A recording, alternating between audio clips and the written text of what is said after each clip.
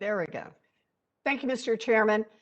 As the pandemic swept across our nation, bank regulators worried about the health of our biggest banks.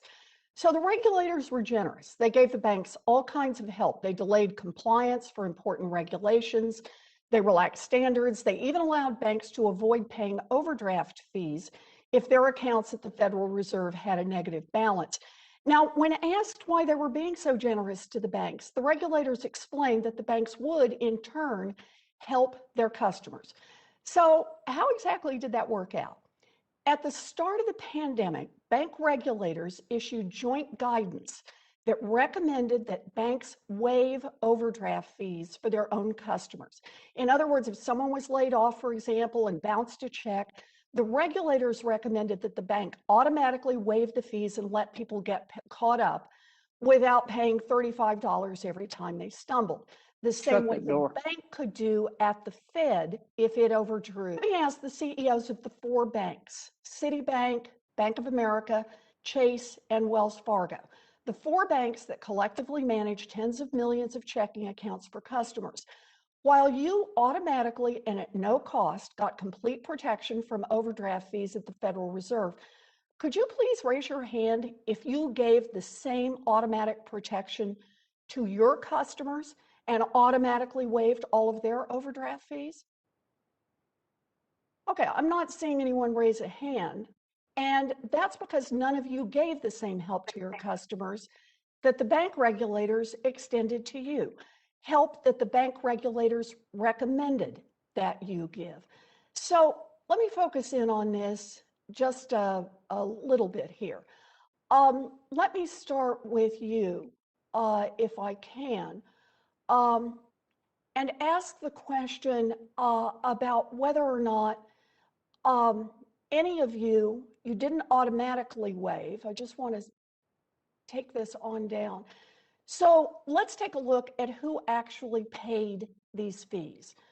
According to Pew Charitable Trusts, it's disproportionately working people making less than $50,000 a year, African Americans, Hispanics, people who are struggling to get by. And how much did they pay in overdraft fees? They paid a combined $4 billion. So let me start with you, Mr. Dimon. You are the star of the overdraft show. Your bank, JPMorgan, collects more than 7 times as much money in overdraft fees per account than your competitors. So, Mr. Dimon, how much did JPMorgan collect in overdraft fees from their consumers in 2020? Well, I think your numbers are totally inaccurate, but we'll have to sit down privately and So go through these that. are public numbers. And I also want to point out we did not overdraft. Can you just answer my question? We How did much not did overdraft JPMorgan collect? We did not overdraft at the Fed account. And at any request, So you never, said they needed, I'm sorry, they needed Mr. COVID Dimon, relief. that was, Mr. Dimon, that was not the question. On request. You had an automatic protection. So I'm asking, you were recommended, the regulators recommended you offer that same kind of protection to your customers. And how much, in fact, did JPMorgan collect in overdraft fees from their customers in 2020? Do you know the number? I don't know the number in front of me, but well, I actually have the number in front of me. It's $1.463 billion. That's nearly $1.5 billion that you collected from your customers. Now, do you know how much JPMorgan's profit would have been in 2020 if you had followed the recommendation of the regulators and waived overdraft fees to help struggling consumers? In other words, without that overdraft money, would your bank have been in financial trouble? We waived the fees for customers upon request if they were under stress because of COVID. You know, I appreciate that you want to duck this question.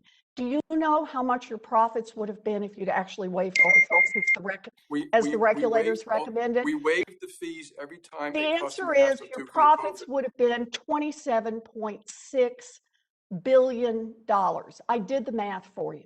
So here's the thing. You and your colleagues come in today to talk about how you stepped up and took care of customers during the pandemic, and it's a bunch of baloney. In fact, it's about $4 billion worth of baloney, but you could fix that right now. Mr. Dimon, will you commit right now to refund the $1.5 billion you took from consumers during the pandemic? No, Right now. no. No, that's right.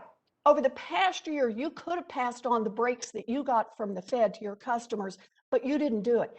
Everybody else here, those other three bankers, will any of you agree to refund the overdraft fees that you collected? I didn't think so.